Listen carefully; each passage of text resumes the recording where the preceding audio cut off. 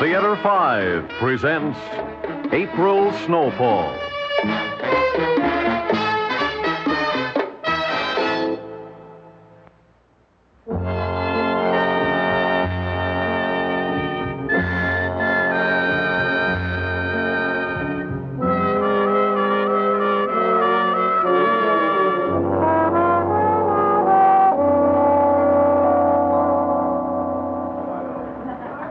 Oh, come on, Glenn. I've always wanted to have it done. Since when do you believe in fortune tellers? Just for the fun of it. Now, come on. Oh, some other time, honey. It's getting late. No. And it won't take long. And besides, we can sleep all day tomorrow. Now, come on now. Well, you said this was my night. Look, you wouldn't settle for a quiet nightcap somewhere? No. The apartment, for instance? No. Look, there's a cab. It's off duty. No, it isn't. Oh, you want to bet? You're on? Off duty, we go in. On duty, we go home, okay? Okay.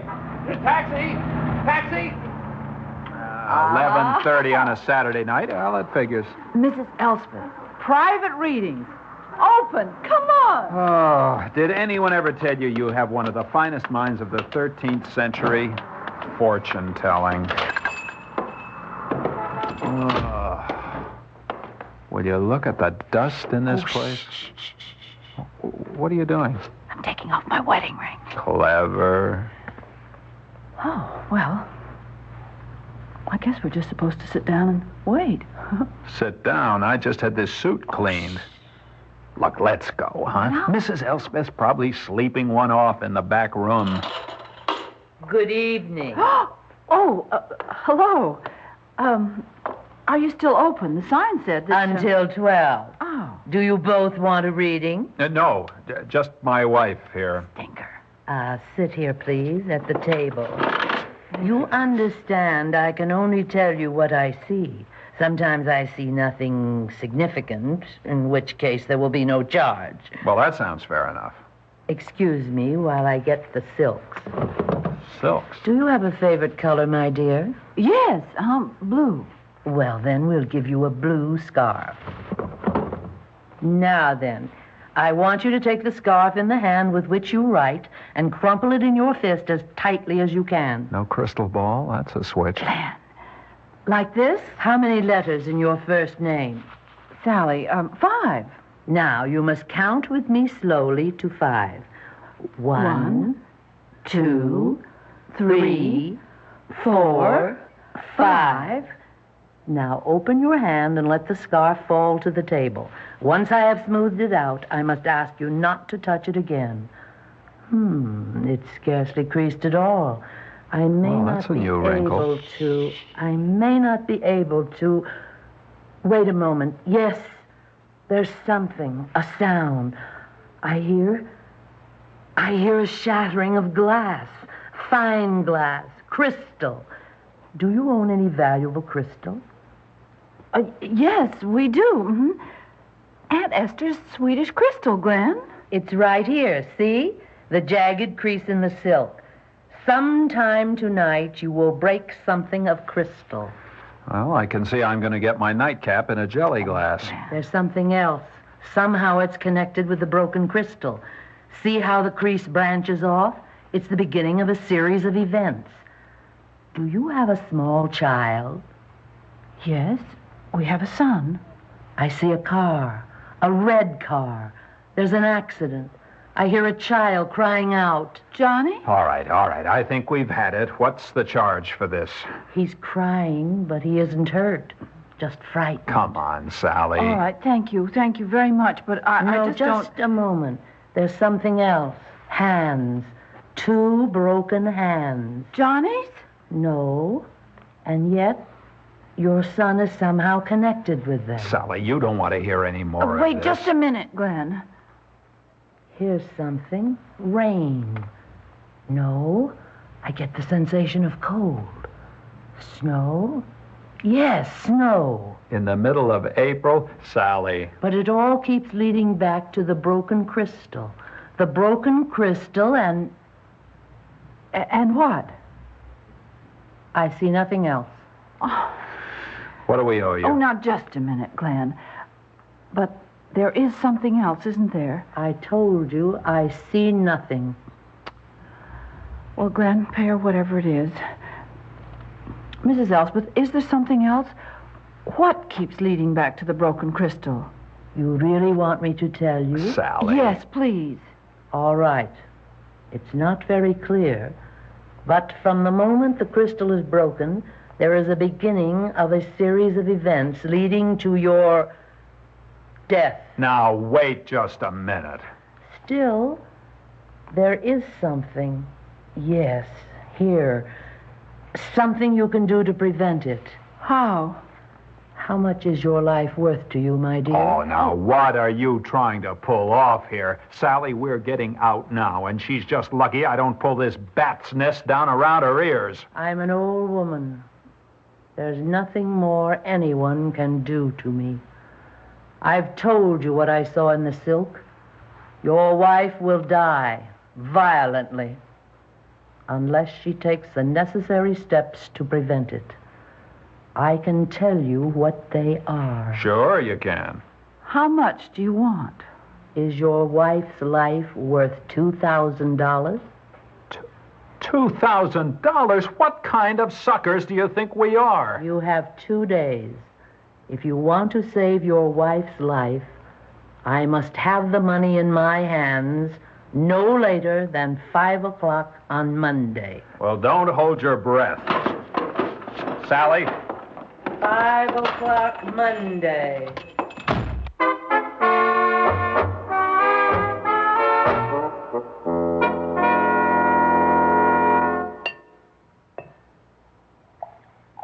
Nightcap time. Darling, water or soda? Water. Here you are, one for you and one for me. You're using Aunt Esther's Swedish crystal. I take it all back. You do not have one of the finest minds of the 13th century. To Mrs., what was her name? Elspeth. Long may she fly. Hey, watch it. Or we'll be hearing a shattering of crystal. What would you do if I dropped one? Come on now, don't tell me she didn't have you going there for a while. Me? Oh, if I hadn't gotten you out of there, you'd have torn that place apart. Well, this woman is a complete fraud. What about the poor idiots who take that mumbo-jumbo seriously? You know, there are people around who would have paid her the $2,000. Oh. Probably hock everything they had to do it. Well, do you think she should be reported? Well, that's not our problem. I think I'll have another drink. Oh, now, come on. You've drunk all the calories you're going to for one night. Keep me company while I wash the Swedish crystal. You know, the cleaning woman has a thing about glassware. Oh, bring the tray, will you? Okay. I'm sorry. Oh, Glenn, honestly. I tripped. I don't think that was very funny. Here we are. Safe and sound. Thank goodness. There. All done. 2 highball glasses in mint condition. I'll put them on the shelf. Thank you. And that, as they say, is that. Okay, now to get out of this apron and into a nice, warm... Oh, no. What's the matter? I dropped my apron. Oh, the floor is clean. Yes, but my wristwatch was in the pocket, and I just got it back from the jeweler. Oh. Well, it's still running, thank heavens. It's just a broken crystal.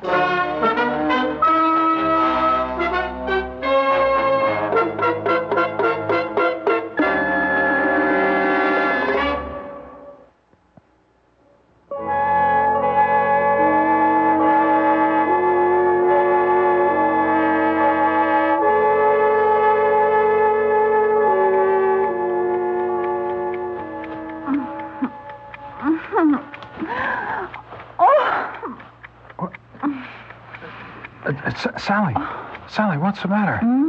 Honey, honey, are you all right? Glenn? Oh, Glenn. Oh. It's all right, honey. Oh. You were having a nightmare. Oh, Glenn, it was so real. Well, nightmares usually are. Oh. You want a tranquilizer or anything? No, I'm all right. Oh, light me a cigarette, will you? Sure. Oh,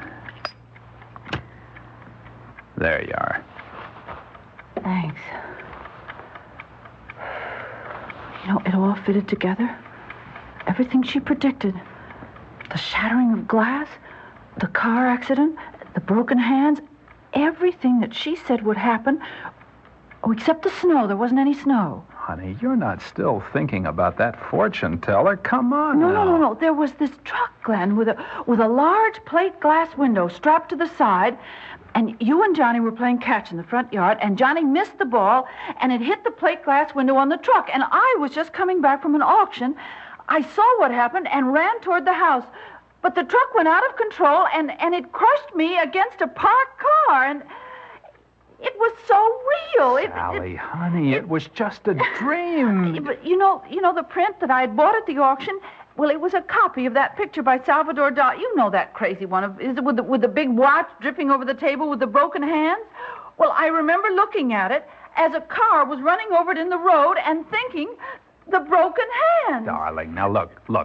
Will you listen to me? What? Honey, in the first place, the hands on Dolly's watch weren't broken. They were just distorted. In the second place, our apartment building doesn't have a backyard, let alone a front. And in the third place, the fortune teller said crystal, broken crystal. The window pane on the truck was plate glass. Yeah, well, it was all very logical and terrifying. I know, honey, but now just go back to sleep. And the next time you talk me into letting you go to a fortune teller, don't.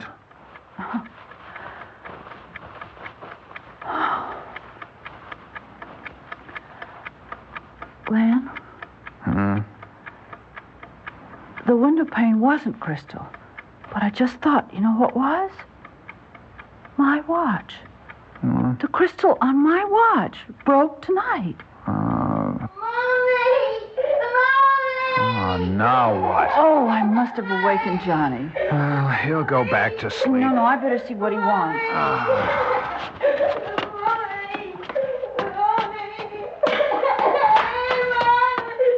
Oh, what is it, dear? Oh, darling, are you thirsty? Oh, darling. Mommy will get you a glass of water. Sally? Sally, what's the matter? Oh, Glenn, turn on the light, will you? What happened? I'm all right. I just tripped on one of Johnny's toys. I think it's all right, darling. I think I sprained my ankle. Yeah, let's have a look. Ooh. Well, nothing seems to be broken. What did you trip on? I don't know. Here it is. His fire engine. You should be told not to leave his things scattered. I see a car, a red car. There's an accident. Glenn, the accident. You remember she said a car, a red... Glenn, couldn't a fire engine be called a red car? Now, darling, that's enough of all this nonsense. Please, now. I'll get Johnny a drink and help you back to bed. I'm not really hurt. It's Please, Sally, please. Now, when we wake up in the morning, let's forget all this foolishness.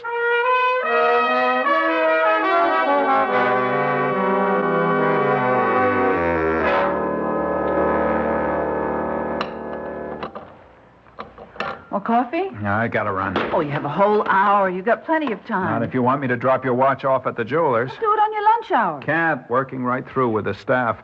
We're having lunch sent in. Oh. Do I detect a hint of disappointment in that? Oh? I just thought I'd join you for lunch. I don't feel like being by myself today. Hey, you're not still letting Nightmare Alice get you down, are you? Oh, no, of course not. But I just thought Okay, now look, repeat after me.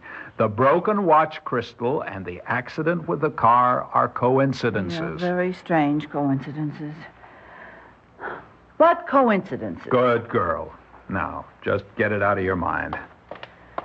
Oh, honey, get me a pack of cigarettes, will you? Oh, I'm not sure there are any. Oh, wait a minute. I think I remember seeing a pack in the bag drawer. Glenn! Never mind. I'll pick up a pack in the lobby. Sally, what's the matter? You're white as a sheet. Look. Look in the drawer. Your Dresden figurine. When did that get broken? I don't know. Unless the cleaning... But, Glenn, look at it. Look where it's chipped. The hands. There's something else. Hands. 2 broken hands. Broken hands, Glenn. I'm beginning to be frightened. Come on now. She said that she heard the sound of broken crystal. Well, the crystal in my watch was broken. She told us the accident with the car somehow involved Johnny. Well, that was Johnny's fire engine I tripped over. And now this. The broken hand. Coincidence. The long arm of coincidence. All right, it's reaching a little too far for comfort. Glenn, maybe... Maybe what? We should go down there like a couple of idiots and pay her the $2,000? No, but couldn't we go down there and talk to her again? What for? Sally, this is the oldest racket in the world. Oh, I guess you're right. It's ridiculous. But Glenn? No but Glenn's. Now, just forget it, honey. Just forget it, okay?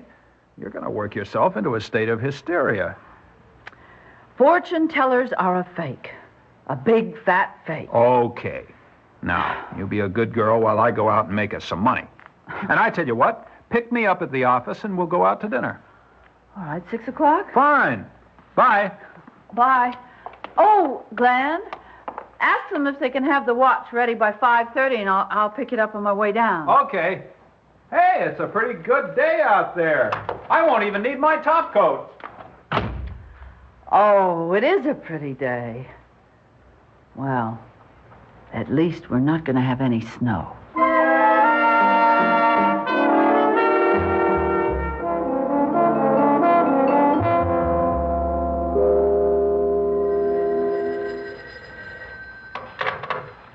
This is the Young residence.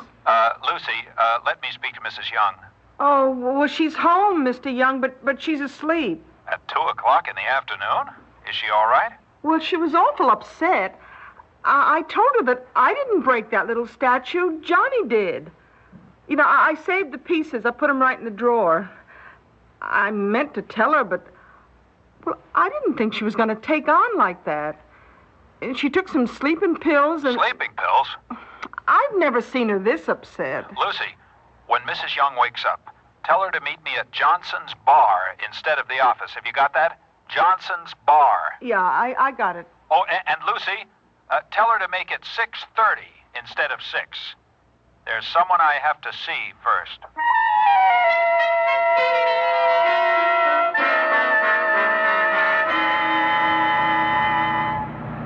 Right here, driver. Where all those people are. Something must have happened. Look, pull up the street away from the crowd and wait for me. All right, now, break it up. There's nothing to see. Break it up. Keep moving. What happened, officer? Some old lady died. Now, move along. Don't block the entrance. Who is it? Well, how would I know, Mac? Come on now. Keep moving. Come on. Do you know who it is? I was talking to her not 15 minutes ago. We was sitting having tea. She ain't been well, you know. Who is it? Mrs. Elspeth that runs the fortune-telling parlor. She was so happy. She was saying to me, Jenny, I don't have to worry no more about being put in a pauper's grave. I'm going to have the money I need for a decent burial.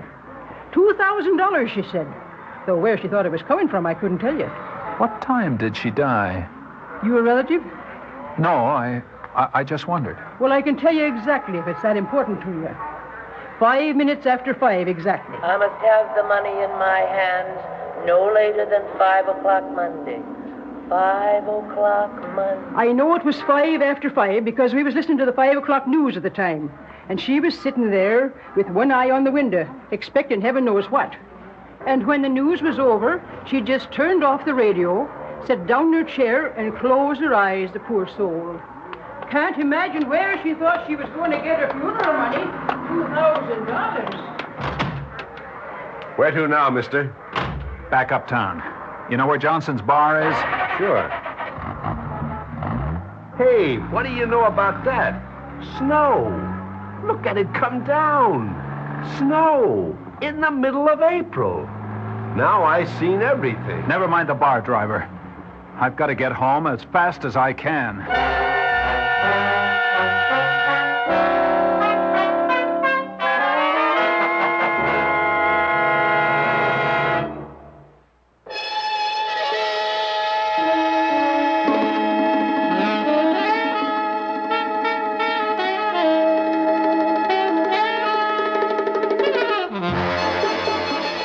5 has presented April Snowfall, written by Hal Hackaday, produced and directed by Warren Somerville. In the cast, Elliott Reid, Augusta Dabney, Ruth Gillette, Bryna Raeburn, Cecil Roy, and Philip Houston. Audio engineers Neil Pultz and Marty Folia. Sound technician Ed Begley. Script editor Jack C. Wilson. Original music by Alexander Vlastotsenko. Orchestra under the direction of Glenn Osser. Executive producer for Theater 5, Mr. Lee Bowman. We invite your comments. Write to Theater 5, New York 23, New York. That's Theater 5, New York 23, New York. This is Fred Foy speaking.